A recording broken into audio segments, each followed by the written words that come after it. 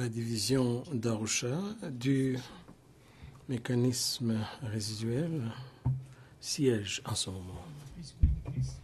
S'il vous plaît, veuillez nous présenter l'affaire inscrite au rôle. Bon après-midi, Monsieur le Président. Il s'agit de l'affaire MICT-18-116-PT qui siège ce 13 mars 2019 dans l'affaire le procureur contre Maximilien Turinabo. Merci. Je suis le juge Van Jessen, juge unique en l'affaire.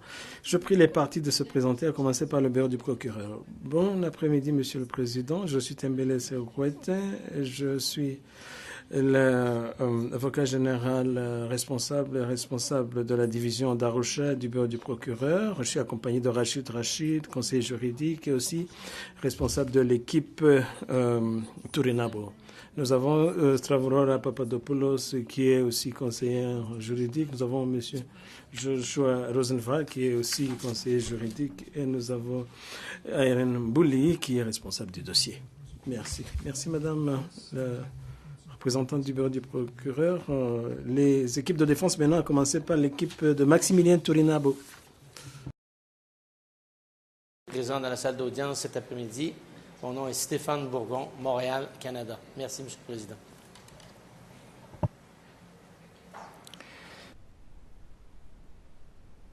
Merci, Maître.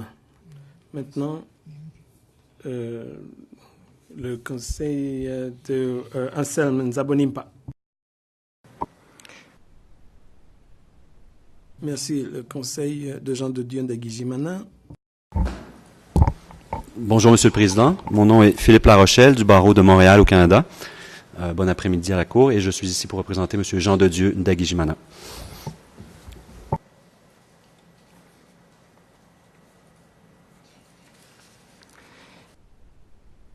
Merci, Maître.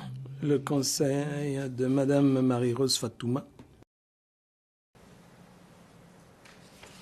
Merci, Monsieur le Président. Je suis Maître Gatera Gashabana, avocat au barreau du Rwanda.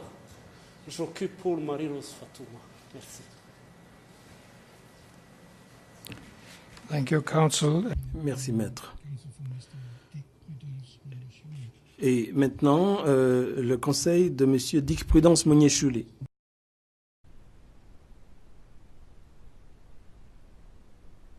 Je suis accompagné de Lucas, aussi conseil, je m'appelle Kurt Cairns. Il y avait je vous rappelle qu'il y a des informations qui font l'objet de mesures de protection. Ce sont des informations confidentielles concernant l'identité des personnes, des informations qui ont été caviardées dans l'acte d'accusation, et également les raisons du procès en révision dans l'affaire Nguela Batouare. Au cas où vous souhaitez dire des choses qui risquent de révéler l'identité des personnes, veuillez l'indiquer pour demander qu'on passe à huis clos. Il y a eu une conférence de mise en état le 13 septembre 1918. Il y a eu une autre après 92 jours, le 13 décembre 2018. Aujourd'hui, la conférence est tenue conformément à l'article 69A qui exige que la conférence se tienne 120 jours après la dernière. L'objet aujourd'hui, c'est d'examiner l'état d'avancement de l'affaire pour assurer un procès rapide ainsi que la situation de la préparation au procès ainsi que les conditions de santé mentale et physique des accusés. Le 8 février, j'ai rejeté la requête de M. Mouniéchouli qui demandait une libération provisoire pour qu'il se rende aux États-Unis sur la base qu'il n'était pas prouvé qu'il avait le droit d'y aller ou d'y demeurer, ainsi que la garantie qu'il reviendrait à Arusha au mécanisme pour le procès. Le 18 février, j'ai rejeté également la requête pour annuler le seul chef d'accusation qui pèse contre lui dans l'acte d'accusation, qui concerne les circonstances de son arrestation, ainsi que les fouilles et les saisies des pièces. Cette semaine, j'ai rendu 4 décisions. C'est-à-dire que le procureur peut poursuivre son travail pour accuser les accusés d'incitation à commettre l'outrage, ainsi que une interdiction de poursuivre dans le cadre de l'entreprise criminelle commune, ainsi que de fournir des informations supplémentaires plus précises dans l'acte d'accusation dans les 2 semaines qui viennent. Comme vous le savez, le 17 février, j'ai rendu une décision demandant au procureur, au greffier de sceller et de conserver les documents saisis pendant la fouille au quartier pénitentiaire. J'ai demandé aussi que les parties présentent des arguments sur les modalités de l'examen de ces éléments saisis. J'ai également reçu des requêtes sur lesquelles je vais statuer le moment venu. Si des informations supplémentaires sont requises, je vais le demander. Il y a aussi des questions importantes relatives aux communications des pièces de la part du procureur, une demande de M. Ndagijimana de la suspension de la procédure. Toutes ces questions seront décidées en temps utile. Maintenant, Nous avons repris la publicité des débats. Je me félicite de la coopération entre les parties concernant l'élaboration d'un projet de plan de travail concernant la programmation du procès. Compte tenu des circonstances nouvelles, y compris la nomination d'un nouveau conseil et la nécessité de modifier l'acte d'accusation, un projet de plan de travail révisé sera donc distribué aux parties en temps utile pour que celles-ci puissent émettre leurs avis là-dessus. Y a-t-il d'autres questions de procédure concernant l'instance que les parties souhaitent évoquer avant de parler de l'état de santé des accusés? D'abord, je vais donner la parole au procureur. Ensuite, je demanderai à la défense de faire éventuellement ses interventions. Madame procureur, ou monsieur le procureur. Merci. Bonjour, monsieur le juge. Le procureur n'a rien à évoquer à ce stade. Merci. Je vais donc donner la parole tour à tour à chacun des conseils et après leurs interventions, je vais redonner la parole au procureur pour y répondre. Tout d'abord, le conseil de Torinabo. Merci, monsieur le président. Nous avons des observations à faire cet après-midi. Il est vrai que certains de ces sujets ont été évoqués en détail hier. Nous pensons qu'il faudrait que cela soit consigné officiellement au procès-verbal. Essentiellement, cet après-midi, je voudrais parler de la coopération et de la capacité de la défense à se préparer pour le procès à venir. Nous travaillons sur les décisions rendues par le juge unique et cela nous aidera à accélérer le travail et à obtenir le nouvel acte d'accusation dans 12 jours. Nous nous félicitons également du fait que nous avons pu obtenir un premier calendrier. Malheureusement, cela n'est plus possible pour des raisons techniques mais également pour la mise en état. Cela veut dire, Monsieur le Président, qu'il s'agit d'une question importante parce que, du point de vue des préparatifs, à moins que les choses ne changent, la façon dont les choses se sont développées au cours des derniers mois, il est probable, Monsieur le Président, que nous serions prêts à commencer ce procès avant la fin de l'année, et nous souhaiterions éviter cette situation. La première question que nous voudrions soulever, et c'est la question principale, concerne la coopération du procureur en vue de la préparation de procès. Et cela ne vous surprendra pas, Monsieur le Président. Il y a des discussions qui sont en cours et qui se sont déroulées hier. Je ne vais pas revenir intégralement là-dessus, mais je voudrais dire que nous commençons à obtenir des pièces que nous avons sollicitées il y a très longtemps. À l'époque, on nous avait refusé ces communications. Je voudrais dire tout simplement que si nous avions reçu ces pièces ou ces documents plus tôt, je crois qu'on aurait un calendrier différent aujourd'hui. Je ne vais pas vous illustrer mon propos parce que cela a été évoqué hier.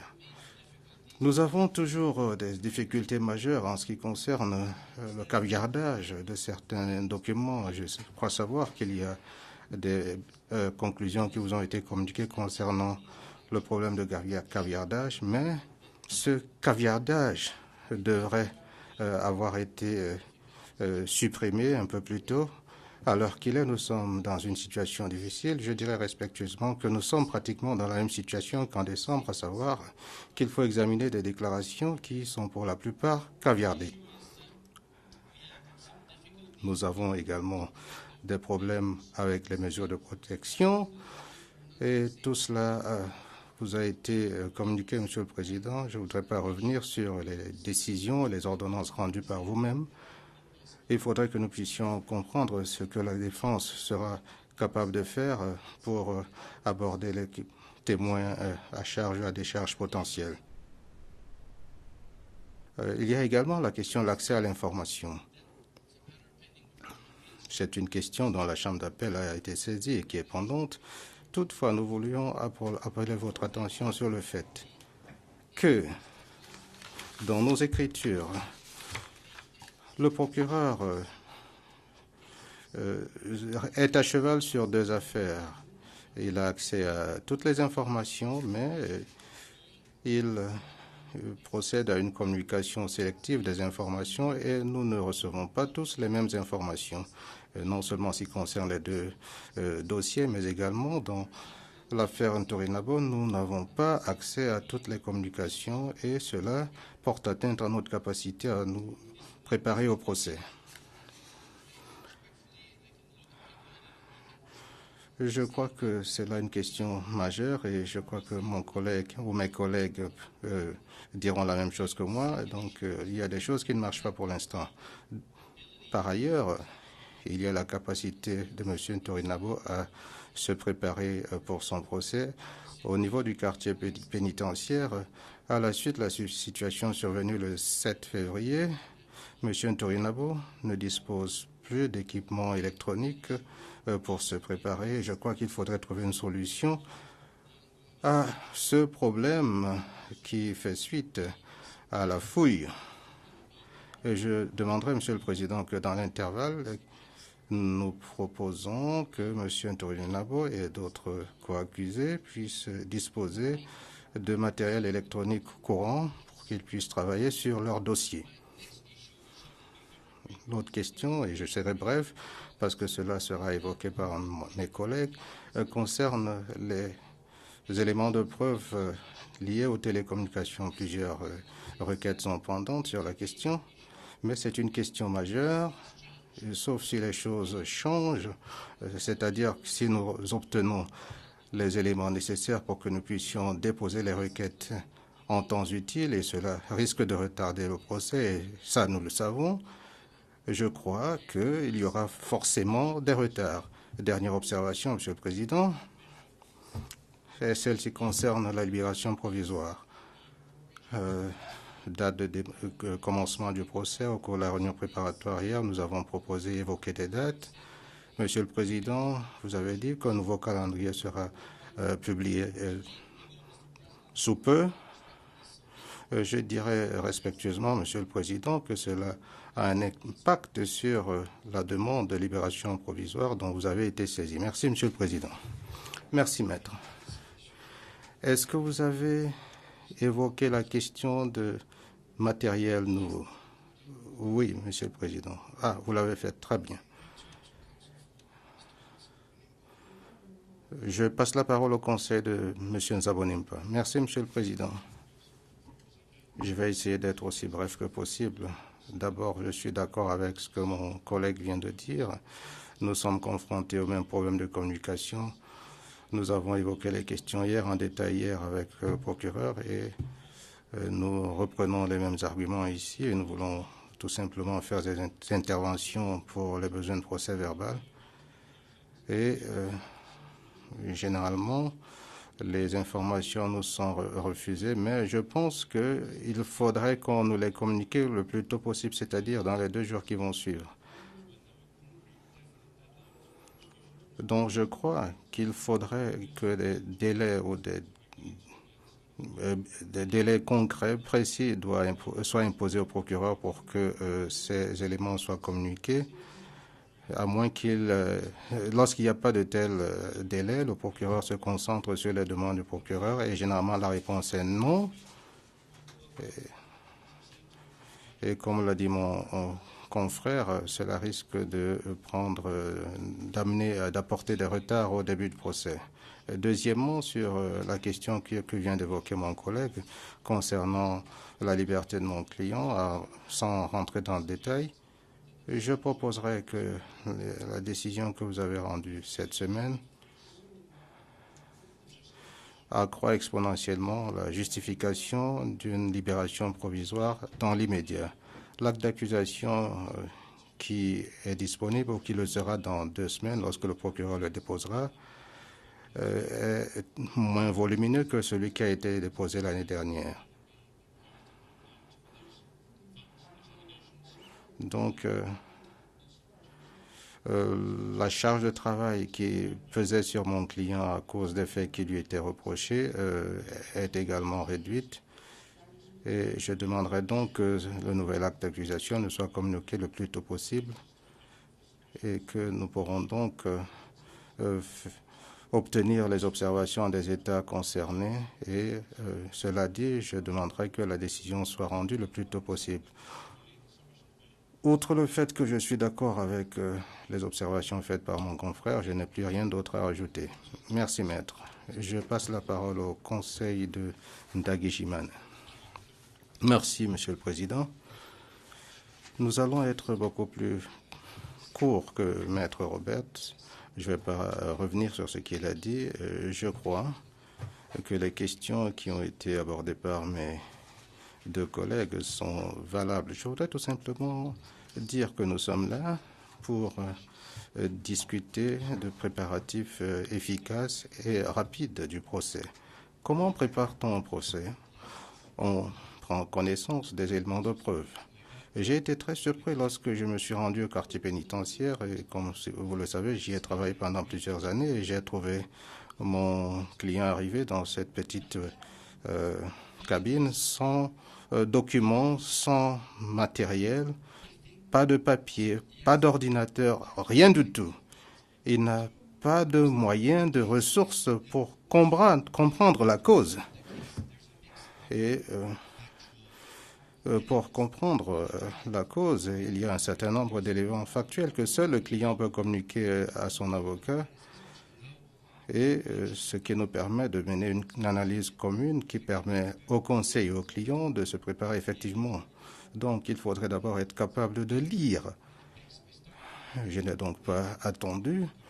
J'ai commencé à lire et déjà, nous nous plaignons. J'espère que nous ne posons aucun problème aux traducteurs.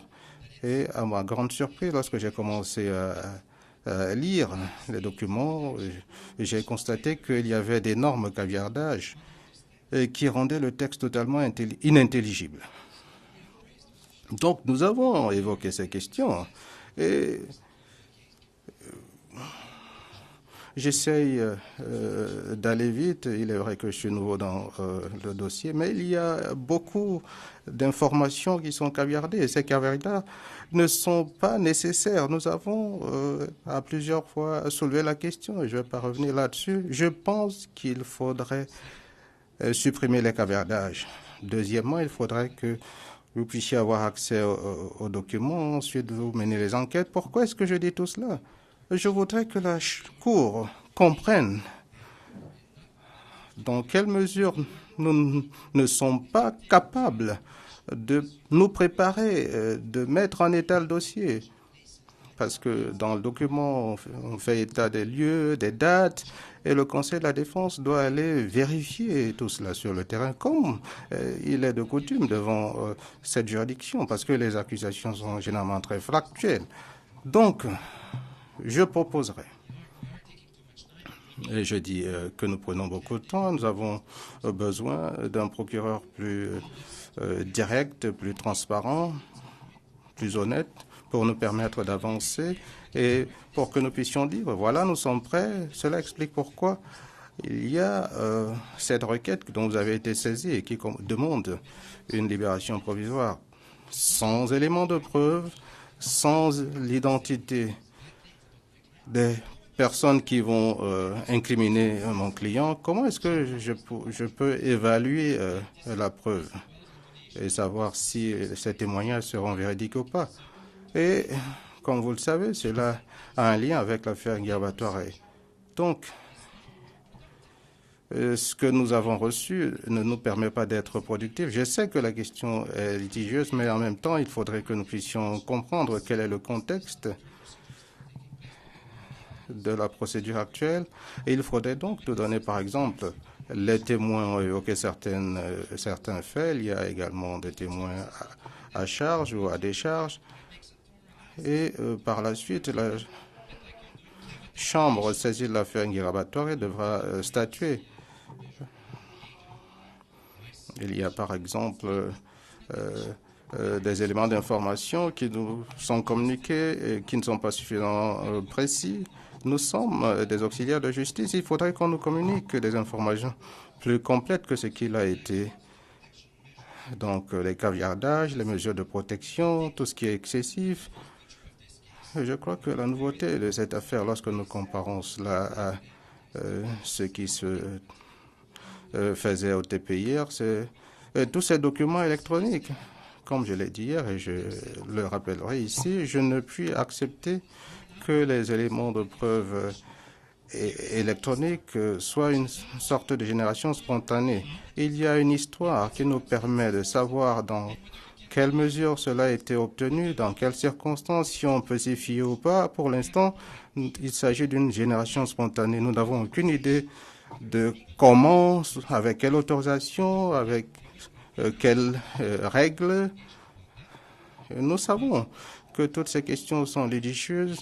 Nous avons déposé un document qui n'a pas encore été distribué. Je crois que c'était la nuit dernière et je crois que cela permettrait d'éclairer davantage la question au procureur et au juge.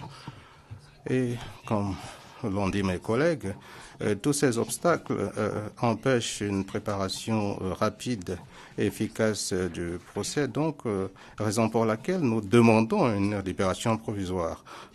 Comment se fait-il que ces personnes soient encore détenues aujourd'hui alors que nous ne sommes pas satisfaits? On ne peut même pas avoir une date de commencement du procès. Cela ne convient pas. Je demanderai donc au procureur de nous aider dans ce sens. S'il n'est pas opposé à la libération de ces personnes en Tanzanie, je crois qu'il y a également des sanctuaires ici. On peut très bien installer ces personnes dans ces maisons sécurisées ou sanctuaires. Et son rôle, le procureur, c'est également celui d'un auxiliaire de justice. J'espère que le procureur va faire preuve d'une meilleure coopération pour nous aider. Ces personnes peuvent être installées dans les sanctuaires à Arusha et je crois que ça pourrait être une solution temporaire. Et je pense que, comme l'ont indiqué mes collègues et surtout Maître Roberts, nous avons besoin de ce genre de mesures qui vont faciliter les préparatifs. Pour l'instant, nos clients sont bloqués, ils n'ont rien, S'ils sont libérés à titre provisoire, ils auront plus de liberté, plus de temps pour préparer leur dossier. Voilà les questions que je voulais évoquer. Merci de votre attention, Monsieur le Président. Merci, Maître. Je vais donc passer la parole au Conseil de Madame Fatouma. Merci, Monsieur le Président. Lorsque nous nous sommes séparés à la dernière conférence de mise en état, plusieurs dispositions avaient été prises pour régler pas mal de questions que les confrères viennent de soulever. Parmi ces problèmes, il y avait la question des communications, comme mes confrères viennent de vous le dire, Monsieur le Président. Et il s'est fait qu'à ce jour, ma cliente est dans l'attente de la communication d'éléments essentiels qui puissent lui permettre d'apprêter sa défense. Parmi ces éléments qui doivent lui être communiqués, il y a la possibilité de pouvoir accéder au dossier giratoire, lequel est pratiquement le dossier mère à la base des difficultés que ma cliente est en train de connaître aujourd'hui. Vous constaterez, Monsieur le Président, qu'en ce qui concerne Ngirabatware, il a la possibilité d'accéder au dossier de nos clients, de ma cliente. Pourquoi en contrepartie, cela ne pourrait pas se faire en ce qui concerne ma cliente pour pouvoir accéder intégralement, pas de demi-mesure, pas de décision partielle, mais alors une décision d'accès intégral au dossier. Nous souhaiterions, Monsieur le Président, que cette question puisse être réglée. Nous avons salué l'intervention des décisions judiciaires qui ont été prises en rapport avec l'acte d'accusation, en rapport avec l'entreprise criminelle commune, en rapport avec l'incitation à commettre un outrage, en rapport avec les questions de forme qui entamaient l'acte d'accusation. Nous les saluons, Monsieur le Président, mais nous espérons que des mesures seront prises pour d'autres requêtes qui ont été introduites que mes éminents confrères ont eu à vous exposer tout à l'heure. Monsieur le Président, à la dernière conférence de mise en état, toutes les dispositions avaient été prises pour que tous ces problèmes soient réglés. Des mesures ont été entreprises, mais nous avons noté une date que je considérerais comme étant sinistre pour nos clients, pour ma cliente. C'est la nuit du 7 au 8 février. Dans la nuit du 7 au 8 février, nos clients ont reçu la visite de certaines institutions sans en avoir été avertis. Ils ont été fouillés, leurs biens saisis, certains même scellés, sans que la défense ne puisse avoir vent des raisons à la base de cette situation. Depuis lors, Monsieur le Président, Monsieur le Président, honorable organe de la loi, nos clients sont dépouillés, comme l'ont dit les éminents confrères qui nous ont, de tous les documents de travail en leur possession. Ils sont incapables d'apprêter le procès et de respecter le planning de travail qui nous avait été soumis par votre collaborateur et que vous aviez eu à entériner. Nous aimerions, Monsieur le Président, que cette question soit réglée. Il en va de même pour les mesures de protection. Oui. Juge Johnson. Oui, Monsieur Rachid. Excusez-moi. chers confrères, je voudrais intervenir à ce stade.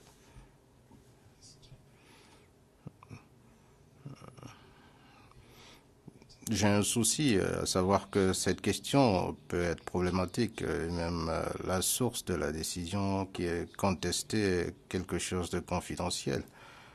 Sauf si vous avez des questions confidentielles à évoquer, je crois que vous pouvez poursuivre en séance publique, maître. Juste pour élever cette situation qui me paraît pénible et triste, en insistant sur le fait que cette question met nos clients dans l'impossibilité de préparer le procès. Nous avons et nous restons encore sur notre soif sur un problème très important qui est l'épineuse question de traduction.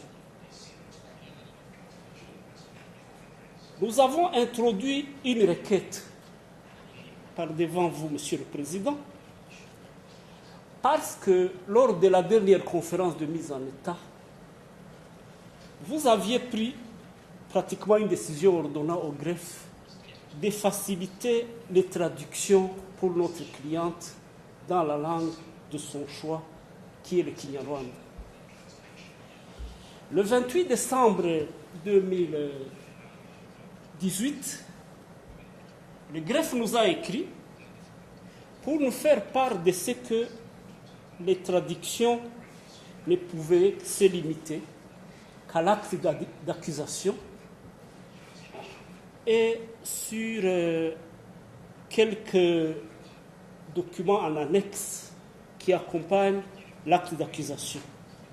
C'est là le point de vue du greffe.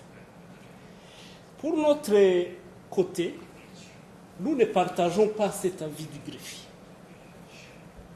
Vous constaterez, Monsieur le Président, nous avons essayé de faire un répertoire et nous avons constaté que sur les 282 écritures déposées dans le dossier et remises à ma cliente, seules 26 ont été traduites dans la langue Kinyarwanda que comprend ma cliente. Seuls 3 documents ont été traduits depuis le 1er janvier. Pourtant, les décisions qui ont été prises en ce début de janvier étaient très importantes. C'est vous dire, Monsieur le Président, qu'à ce jour, outre les entraves dont fait l'objet notre cliente, elle n'arrive même pas à comprendre la portée des documents. Les traductions, quand elles lui parviennent généralement 3 semaines ou même 1 mois après que vous ayez pris une décision sur la question. Et tel que vous aurez à le constater, Monsieur le Président, elle n'arrive pas à suivre son procès.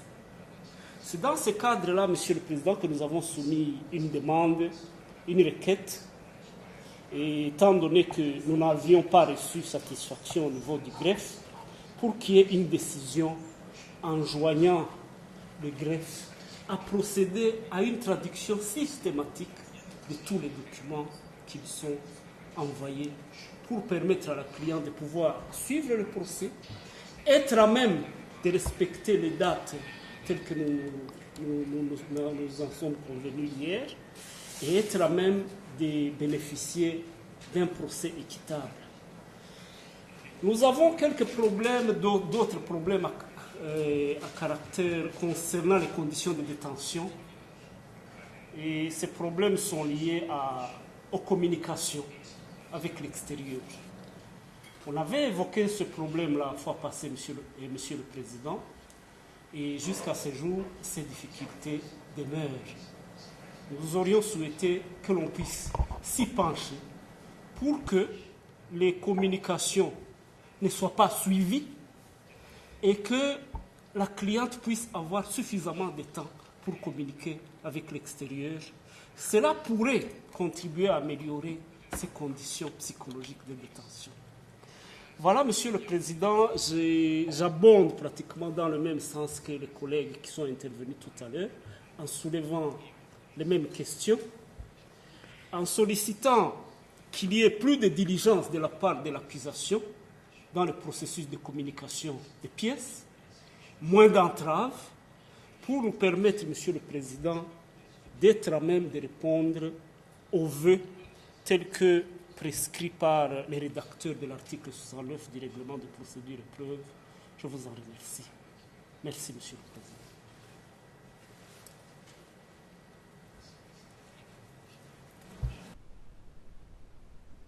Président. Merci, Maître. C'est au tour du conseil de M. Dick Prudence Mounier-Chouli. Est-ce que le conseil peut parler près du micro? Le micro est trop loin du conseil.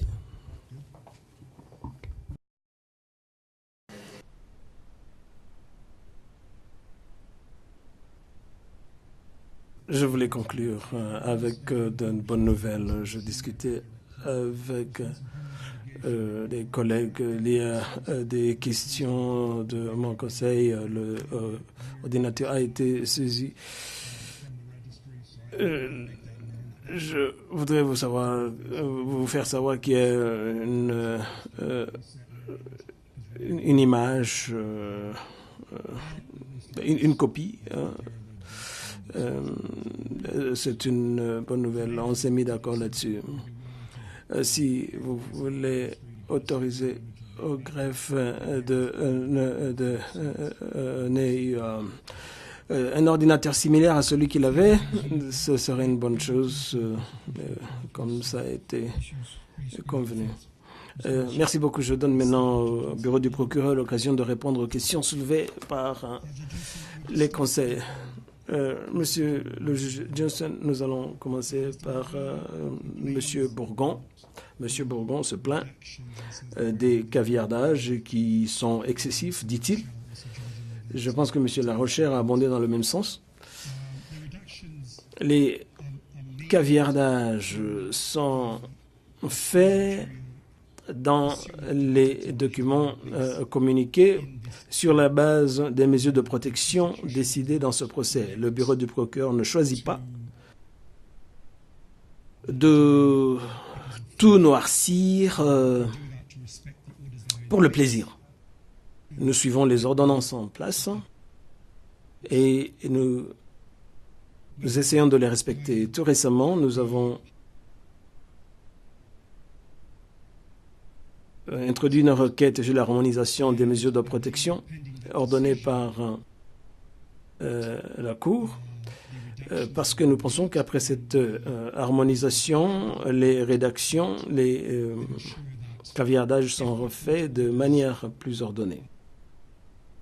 Si la Cour décide en notre faveur, cela pourra réduire le volume des caviardages. Je dois dire que je ne peux rien décider si une requête à cet effet ne m'est pas adressée. Merci. Concernant la demande faite par la demande dans le cadre de l'article 71B, Monsieur le juge, la défense n'a pas dit pourquoi elle faisait cette demande. L'article est très clair. Ils ont fourni des détails dans un deuxième temps. Nous les avons examinés et nous nous sommes conformés à leur demande. Je pense qu'on est même allé plus loin en fournissant des informations plus importantes que ce qu'ils avaient demandé. Initialement, la défense n'était pas sûre de ce qu'elle cherchait avec des termes très généraux, très génériques, et cela ne respectait pas les dispositions précises de cet article.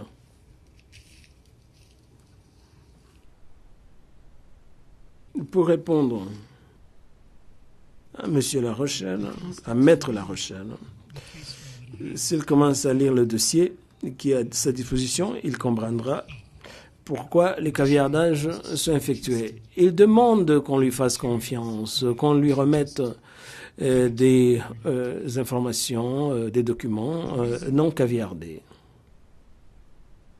La raison pour laquelle son client est traduit devant le cours d'océan, c'est parce que ils avaient communiqué des informations qu'ils n'étaient pas censés divulguer. Oui, nous allons faire de notre mieux pour protéger les témoins qui comparaissent devant ce tribunal. C'est là notre devoir.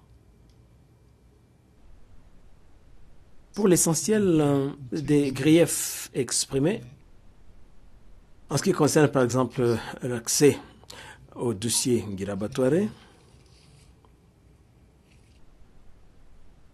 ou les questions de libération provisoire,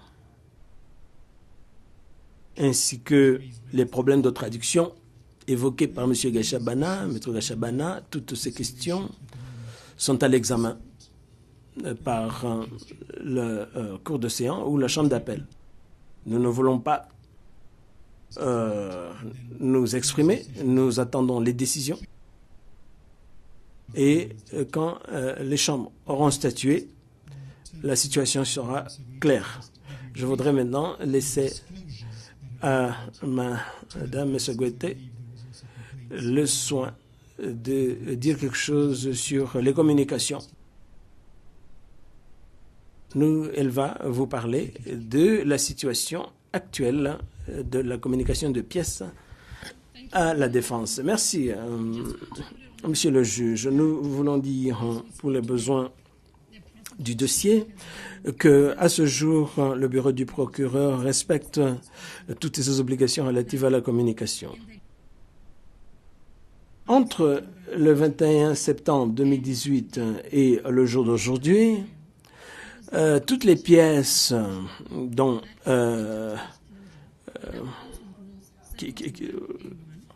le bureau du procureur dispose, en vertu de l'article 71 et 71B et 73, tous ces éléments ont été communiqués. Ce qui est demandé aujourd'hui, c'est fondé sur le fait que le conseil d'Ndagijimana a été commis d'office. Nous avons des communications à lui faire parce que le conseil qui l'a précédé avait reçu toutes ces communications, au même moment où les autres conseils ont reçu ces documents. Certaines demandes concernent les éléments couverts par l'article 76. L'article 76B oblige au procureur de demander le consentement des autorités qui nous fournissent des éléments de preuve qui nous aident dans les enquêtes. Et aussi longtemps que nous n'avons pas encore respecté l'article 76B, nous ne pourrons pas communiquer les 10 éléments. Au moment où je vous parle, nous respectons toute la législation relative à la communication en l'instance.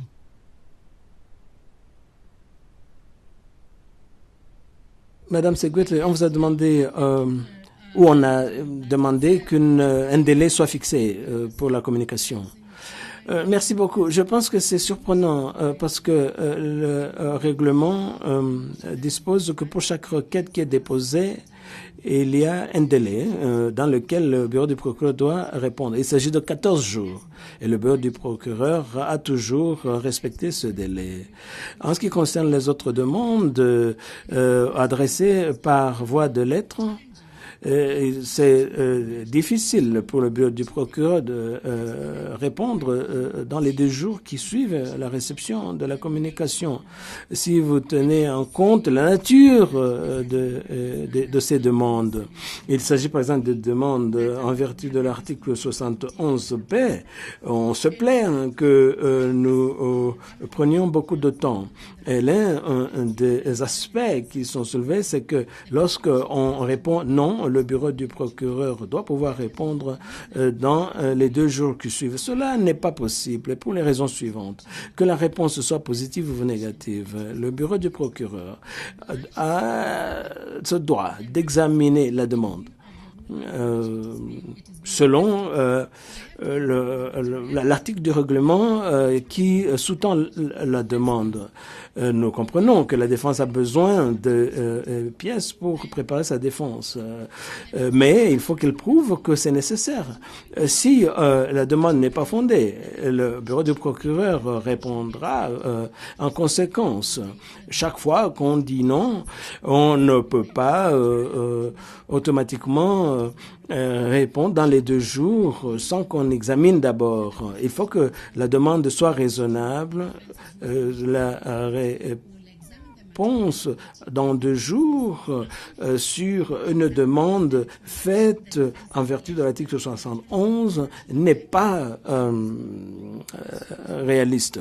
Nous continuerons donc d'examiner avec diligence toutes les demandes qui nous sont adressées et répondre dans les délais nécessaires. Monsieur Robert, vous aviez demandé un délai oui, j'avais demandé que un délai global soit fixé pour toutes les requêtes. J'avais dit que 2 jours étaient raisonnables, mais disons 3 jours. Par comparaison au TPR, une décision a été rendue, si j'ai bonne mémoire, en octobre 2012, je crois, et un délai de 5 jours avait été arrêté. Il y avait beaucoup de communications qui étaient demandées. C'était un gros procès et le bureau du procureur avait réussi à se conformer. Et je pense que c'est possible aussi dans ce procès, parce que une fois que vous rendez une décision, il peut se rendre difficile de trouver les éléments à communiquer. Mais pour prendre une décision, ça va vite. Et ces lettres ne sont pas longues. Les lettres que nous envoyons ne sont pas très longues. Ce ne sont pas des romans. Il s'agit de lettres d'un paragraphe. Ce n'est pas long à écrire. Par exemple, récemment, nous avons reçu une réponse après 5 semaines, une réponse négative. Cela n'est pas bon. Et les problèmes de week-end, est-ce que 7 jours, c'est bon à l'exclusion des week-ends? Est-ce que c'est possible? Encore une fois, monsieur le juge, je répète que tout dépend de la nature de la demande et les éléments qui sont demandés. Nous avons affaire à une affaire d'outrage et par leur nature, ce sont des petites affaires si on les compare aux affaires qui nous ont occupés auparavant. Mais il faut tout de même examiner judicieusement une demande avant de communiquer. Certaines de ces décisions ne peuvent pas être faites automatiquement à la légère. À ce moment, je ne suis pas en mesure de vous dire oui ou non, 7 jours suffisent. Tout dépend de la nature de la demande et du temps que cela nous prendrait d'examiner la demande et ce qu'il faut décider et comprendre pour nous assurer qu'il s'agit bien des éléments qui sont nécessaires à la cause de la défense. Merci, Monsieur Larochelle. Maître Larochelle, je voudrais répondre très brièvement à ce que ma collègue vient de dire. Le bureau du procureur a respecté s'est conformé à ces exigences de communication. J'entends ça depuis très longtemps. Lorsque je considère l'expérience passée, quand on faisait les mêmes déclarations, il y avait des erreurs monumentales. Les éléments qui devaient être communiqués ont été découverts plus tard. Je peux vous donner des citations de l'affaire Bizimungu. Le procureur, dans 2 affaires successives, a été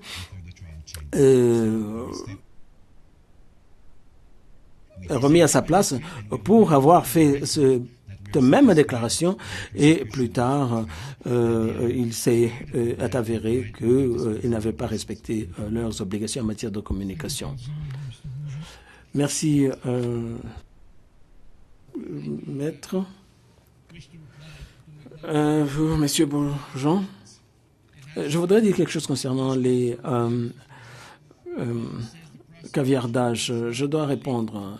Ils disent que le procureur ne choisit pas de noircir des pages et des pages de preuves ou quelque chose de ce genre. Monsieur le Président, cela n'est pas exact. Le meilleur exemple que je peux vous donner, c'est dans la requête sur l'harmonisation des mesures de protection. Le procureur reconnaît lui-même qu'il avait fait des caviardages par précaution. Ils n'avaient pas demandé l'autorisation ou rien n'indique qu'ils avaient l'autorisation de faire ces caviardages. 6 mois plus tard, nous faisons face au même problème de caviardage dans ces mêmes documents. Et j'ajoute ceci, Monsieur le Président, je ne l'avais pas dit auparavant. Les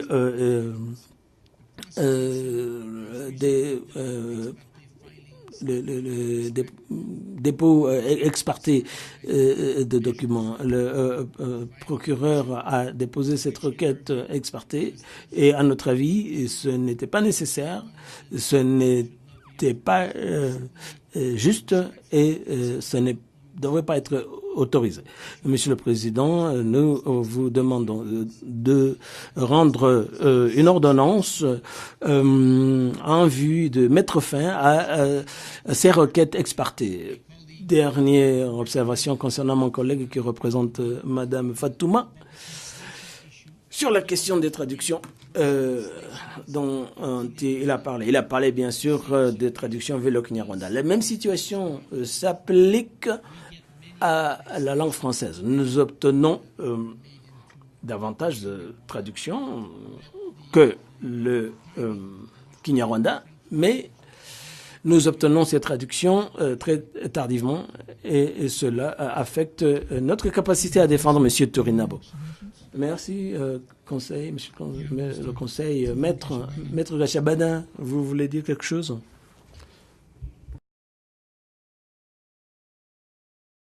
Votre micro, maître, s'il vous plaît. Je voudrais juste que l'on rectifie une erreur qui me paraît énorme. J'ai parlé de 282 écritures déposées dans le dossier et remis à la cliente. Sur les 282, seules 25 ont été traduites. J'ai eu l'impression en lisant les transcrits que l'on parlait de 126. Ce n'est pas le cas, Monsieur le Président. Pour le reste, concernant cette question de traduction, que je trouve être d'une importance capitale, en suivant le procureur, il nous a dit que c'était des problèmes qui sont encore pendants, que ça pourra être réglé. Mais je note que c'est le même langage qui nous a été tenu au mois de décembre. S'il vous plaît, Monsieur le Président, nous avons introduit une requête sur ce point. Examinez-la et prenez une décision dans l'intérêt de la personne que je suis censé représenter. Voilà l'humble intervention que je souhaitais apporter à votre attention. Je vous remercie. Merci, maître.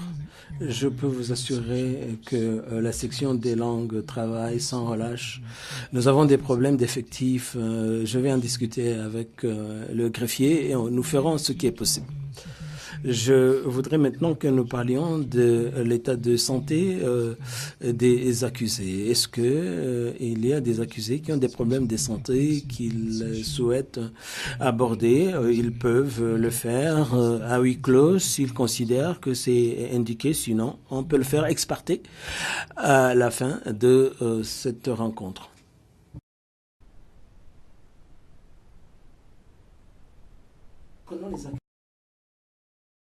Prenons les accusés par ordre de leur liste dans l'acte d'accusation. Il n'y a pas, Monsieur Maître Bourgon, non, il n'y a pas de problème, à part les conditions de détention que j'ai déjà évoquées. Maître, Monsieur Larochelle. Merci, Monsieur le Président. N'a rien à ajouter relativement à cette question. Moi, j'ajouterais que je comprends le stress d'être emprisonné sans pouvoir se préparer de manière efficace et de répondre. Je pense que il est de connaissance judiciaire que ça peut avoir un impact sur l'équilibre et la santé mentale. En plus, avec les restrictions de communication qui existent, éloignés de leur famille. Donc, évidemment, c'est pas la situation idéale, mais je pense pas que des observations sont nécessaires pour que la Cour puisse apprécier l'impact de la situation sur la santé mentale et physique des gens que nous représentons.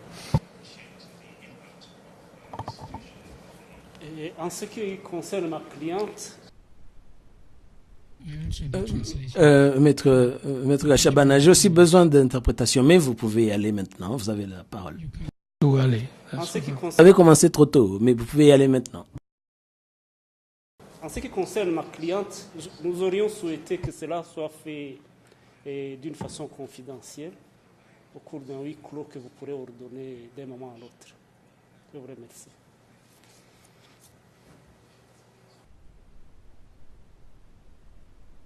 D'accord, on y reviendra. Je vais d'abord écouter le conseil de Monsieur Mouniachoul. Notre client se porte très bien. Il n'apprécie pas l'incarcération, mais il n'est pas malade.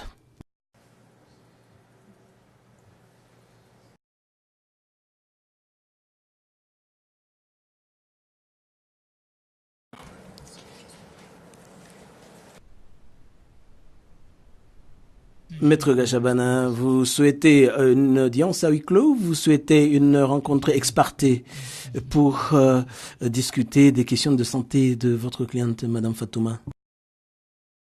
Je crois qu'une rencontre ex parte pourrait être une bonne chose, Monsieur le Président.